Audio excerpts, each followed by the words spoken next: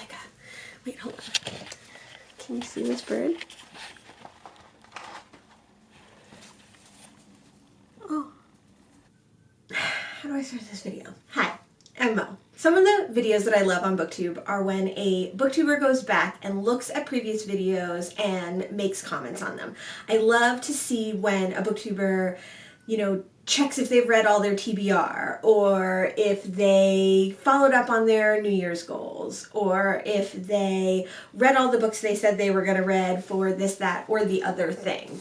I don't have any of those videos because, one, I don't make TBRs, and I don't have any series that I want to continue, or I haven't been on BookTube long enough to have BookTube goals yet. So I thought I would look at 20 books that I've heard about from BookTube in 2020 that I would like to read by the end of 2021, and I will look at them now and I will go back to this video in 2021 and I will see how many of these 20 books that I heard about in 2020 that I have read by this time next year.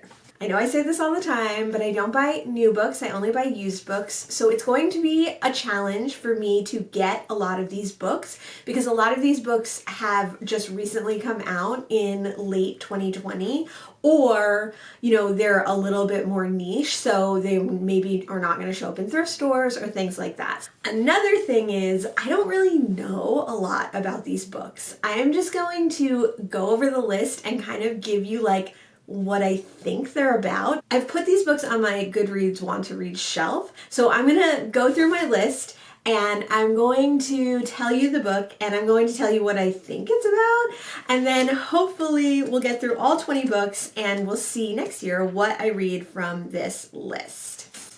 So book number one that I'm interested in reading because of BookTube is Moon of the Crested Snow. I think this is like a mystery thriller horror, and I think it has to do like with a very cold place where it's snowing, and I think this has to do with Native American stories and myths. I'm not sure, but it sounds really interesting. I've seen a lot of people read it. It seems really scary or like thrilling. I don't usually read a lot of like scary books, and I read very few horror books, but I'm definitely interested in reading this one and seeing what it's about. Book number two is An Absolutely Remarkable Thing by Hank Green. This book sounds so interesting to me, but I can't tell just from hearing about it if it's like a YA book or if it's a mystery or if it's a romance or what. But the only thing I do know about it is that all these weird statues start showing up around the country. The main character of this book is like a girl who takes a picture with it, and her picture goes viral because it's like one of the first pictures or videos of these weird statues. I don't know why the statues are there. I don't know if that is like the main crux of the book or just like a little part of the book, but I want to read it. Book number three is The Coldest Girl in Cold Town. I'm guessing this is a horror from the title. I don't know anything about this. Maybe she's dead? Book number four is The Space Between Worlds. I think this book is about traveling between worlds, but you can only travel between worlds if your doppelganger doesn't live on that world, or your like alternate timeline or alternate dimension self doesn't live on that world. So this follows a girl who's like dead on most of the worlds already. Number five is Riot Baby by Tochi Anabuchi. I think this is like dystopian, future, violent thriller.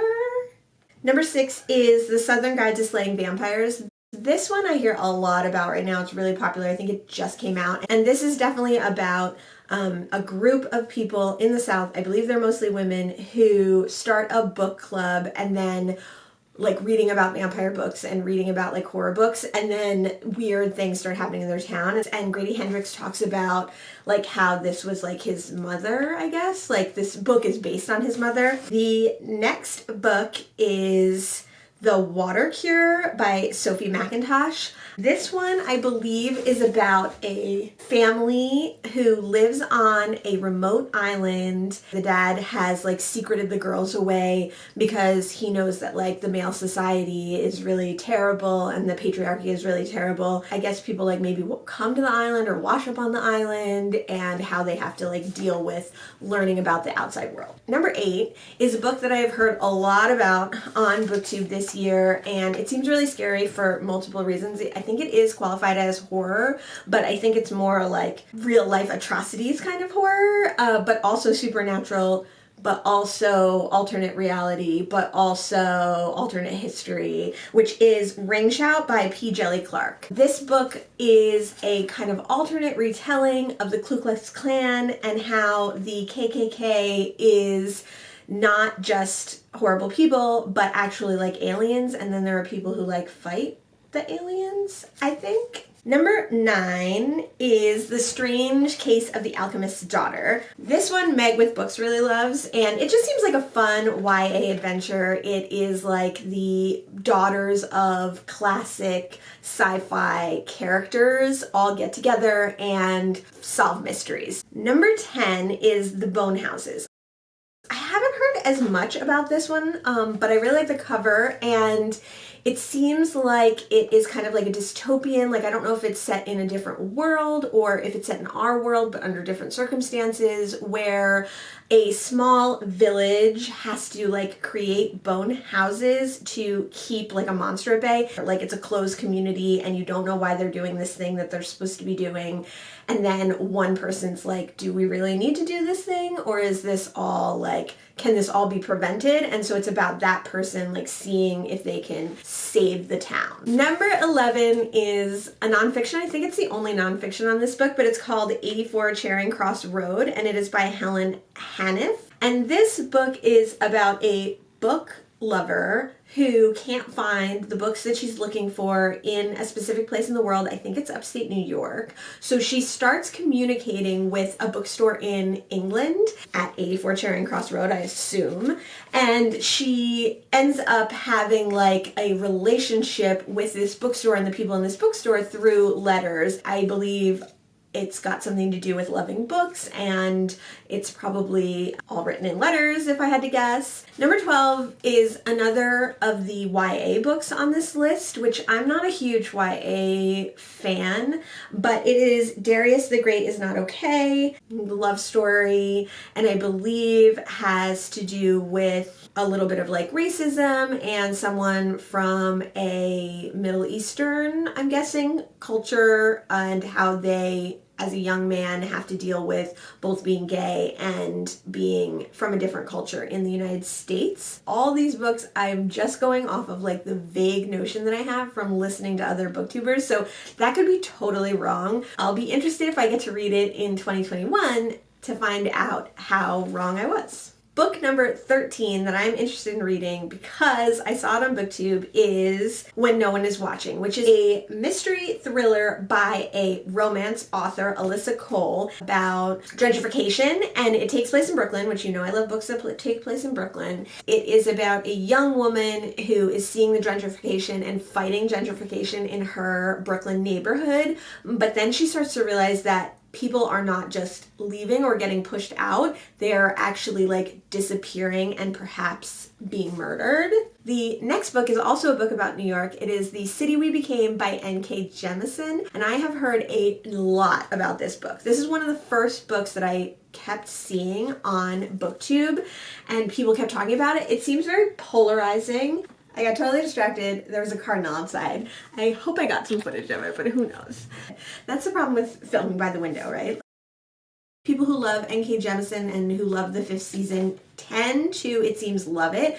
And some people hate it. It's going to be interesting to see if I get to read this book, Which Camp I Fall In. I've never read any N.K. Jemisin, and she seems to be someone who's very beloved on BookTube. Number 15 is The Midnight Library by Matt Haig. Meg with Books loved this book too. I don't think we have very similar reading tastes, but I'm always interested. She's just one of my favorite booktubers, so I'm always interested to see what she reads and what she thinks of books.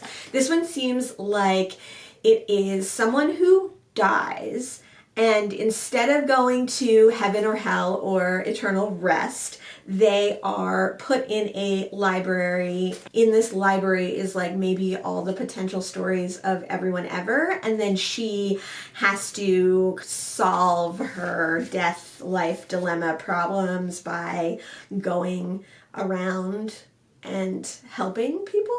Number 16 of the books that I've learned about from BookTube is Felix Ever After. This is another one that was very, very early on that I started hearing about. This is about a young trans man's journey. I guess it has like kind of a negative outing, people showing old photos and using their dead name, and then how he overcomes this kind of adversity and his like coming of age story. Number 17 is The Murders of Molly Southbourne. The Murders of Molly Southbourne seems to be about a person who, when they bleed, the blood drops and makes clones. And the clones are trying to kill the original, and she has to kill them before they kill her. Number 18 is Before the Coffee Gets Cold, which is a translated work. From what I can tell, this is about a cafe that you can time travel in. So you go to the cafe, you sit at a certain table with your coffee, but you have to be back before your coffee gets cold. And I think it's like basically a few stories of people who have done this and how they kind of intersect. Number 19 is Beach Read by Emily Henry. I think this is the only romance I have on this list.